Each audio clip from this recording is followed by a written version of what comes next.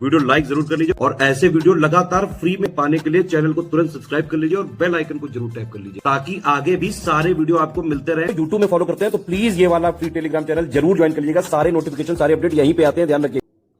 नमस्कार साथियों, स्वागत है आप सभी का स्टडी फॉर सिविल सर्विसेज में। और ये है हमारी ज्योग्राफी की क्लास। और साथियों, मैं निशित मिश्रा आज आपको बताने जा रहा हूँ भारत की प्रमुख खाद्य फसलें, जो भारत में फसल चक्र चलता है, बेसिकली हम उसकी बात करेंगे।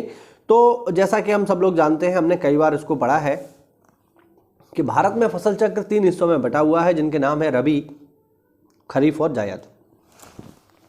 हम सब इनको जानते हैं, ठीक है, और इनसे पेपर में सवाल भी आता है। एक चीज़ मैं आपको पहले ही क्लियर कर दूं कि इस चीज़ को ध्यान रखना कि आप हर फसल को इस पूरे सेगमेंट में घुसा के नहीं देखोगे, है ना। आप हर चीज़ का ये जानने का प्रयास नहीं करोगे कि ये किस फसल चक्र में है, रबी में है, जायद में है, ठीक है। अगर आप ऐसे देखोगे तो आपको दिक्कत होगा। एग्जाम्पल ले लो इसका, गन्ना। अब गन्ना ना तो आपको रबी में मिलेगा, ना खरीफ में मिलेगा, ना जायद में मिलेगा। उसका रीज़न है ये कि गन्ने को पैदा होने में करीब करीब 18 महीने का समय लगता है। अब 1.5 साल करीब करीब लगेगा, करीब करीब, है ना, कुछ कम या ज़्यादा हो सकता है। तो 1.5 साल का जब समय लगेगा तो ये तीनों के तीनों फसल चक्र जो है पूरे हो जाएंगे। तो फिर आप गन्ने को किस में रखोगे, है ना। तो ये चीज़ थोड़ा सा आपको ध्यान रखनी है ना। ये जो है जो सामान्य फसलें हैं जो इसमें दी हुई हैं बॉक्स में, उन्हीं को ही आपको ध्यान रखना है। बेसिकली पेपर में लौट फेर के उन्हीं को ही ज़्यादातर पूछता है, तो इसमें ज़्यादा दिमाग मत लगाना। चलो देख लो, पहला है रबी की फसल। रबी की फसल को बोएंगे कब भैया? इनको बोएंगे अक्टूबर नवंबर में और काटेंगे कब? मार्च अप्रैल में। इसको बेसिकली काट लेंगे, यानी सर्दियों की शुरुआत में इनको बोया जाएगा और गर्मियों की शुरुआत में इनको काट लिया जाएगा। ऐसे आप इसको याद रख सकते हो, रबी। फिर है साथियों खरीफ। खरीफ को कब बोएंगे? जून जुलाई में बोएंगे, अक्टूबर नवंबर में काट लेंगे। और फिर है जायद। इनके बीच में जो समय खाली बचा है, रबी और खरीफ के बीच में जो समय खाली है, यानी मार्च अप्रैल से लेकर जून जुलाई, ठीक है। क्योंकि यहाँ पर ये जो फसल है रबी की, ये मार्च अप्रैल में कट जाएगी तो खेत खाली हो गया। अगली फसल बोई जाएगी जून जुलाई में। तो अप्रैल से लेकर मई के बीच का जो समय है, ये जो खाली समय बचा है, इस समय में हम बोते हैं जायद की फसलें। एक बार इनके जो प्रमुख फसलें हैं उनके नाम देख लो। जैसे रबी में अगर हम देखें तो रबी में गेहूं है, जौ है, चना है, मटर है, सरसों है, मसूर है, आलू है। ये रबी के प्रमुख फसलें हैं। ऐसा नहीं है इतनी हैं, और भी हैं, बट ये फेमस है। खरीफ में देखो चावल है, ज्वार है, मक्का है, बाजरा है, तिल है, मूंगफली है, उड़द, कपास, रागी, सोयाबीन, ये सब। और जायद की फसलें क्या हैं? तरबूज है, खरबूजा है, ककड़ी है, खीरा है, भिंडी है। ये सब जो है आपकी जायद की फसलें हैं, ठीक है। हाँ, अब एक एक करके इनके बारे में जो है हम बात करेंगे। चलिए, गेहूं की बात करेंगे पहले हम। गेहूं को अगर हम देखें तो गेहूं साथियों एक रबी की फसल है। ध्यान रखना क्या क्या चीज़ें इसके लिए चाहिए वो भी एक बार देख लो। तो इसके लिए सबसे बढ़िया मिट्टी है दोमट, यानी एक प्रकार से हम देखें जलोढ़ मिट्टी इसके लिए चाहिए। तापमान जो है वो 10 डिग्री से लेकर के 25 डिग्री के बीच में अगर रहे तो ठीक रहेगा, ठीक है ना। तो ये चीज़ें आपको इसमें चाहिए। अगर हम देखें तो कुछ और भी इसमें जानकारी दी हुई है कि गेहूं में प्रोटीन मिलेगा 8 से 15%, कार्बोहाइड्रेट 65 से 70, वसा 1.5 और खनिज वगैरह ये सब मिलेगा, ठीक है। इसके अलावा गेहूं में ग्लूटेन नामक एक प्रोटीन अधिक मात्रा में पाया जाता है, ठीक, ये ध्यान रखना। चलो आगे देखो। अच्छा, गेहूं की प्रमुख फसलें भी देख लो, पेपर में कभी कभार आ जाती हैं। तो सोनालिका है, प्रताप है, अर्जुन है, जनक है, कल्याण है, सोना है, गिरजा है, ठीक है। ICAR द्वारा पूसा बेकर नामक गेहूं की नई प्रजाति विकसित की गई है, ठीक है, जो कि बिस्कुट के लिए काफ़ी बढ़िया है और यूरोपियन देशों के जो मानक हैं उसके अनुसार बिल्कुल फिट बैठती है। सही है, आगे देख लो।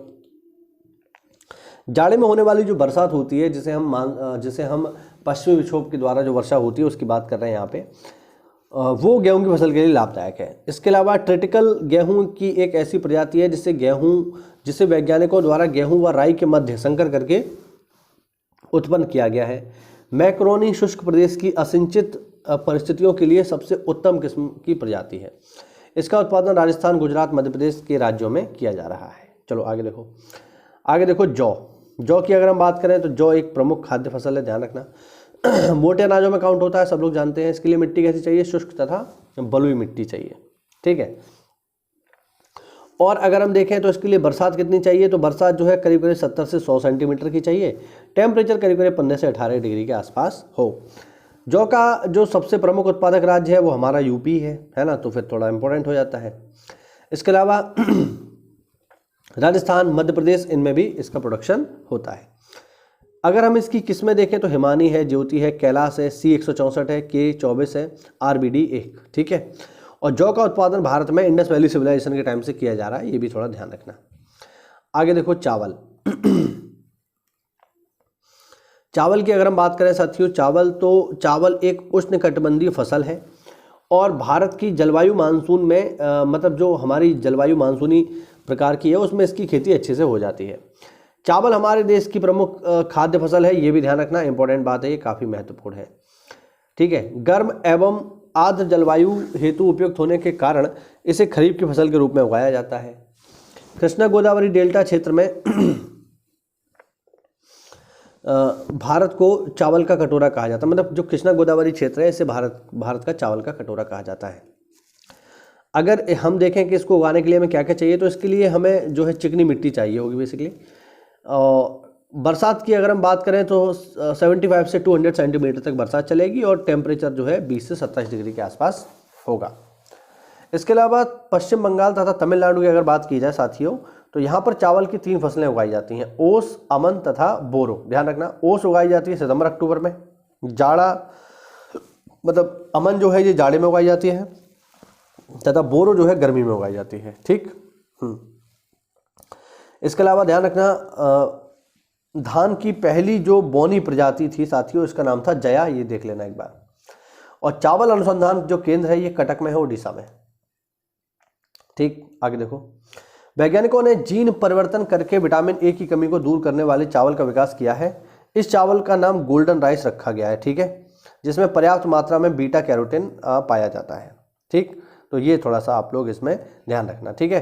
तो आज के इस छोटे से वीडियो में इतना ही। अगली क्लास में जो है जो हमारे बच गए जैसे ज्वार है, बाजरा है, मक्का है, कपास है, इनकी हम बात करेंगे और इस टॉपिक को खत्म करेंगे। उम्मीद करता हूँ इस छोटे से वीडियो में आपको नई जानकारी मिली होगी। तो ऐसा है तो वीडियो को लाइक करिए, चैनल को सब्सक्राइब करिए। मिलते हैं अगली क्लास में, तब तक के लिए जय हिंद, जय भारत, वंदे मातरम।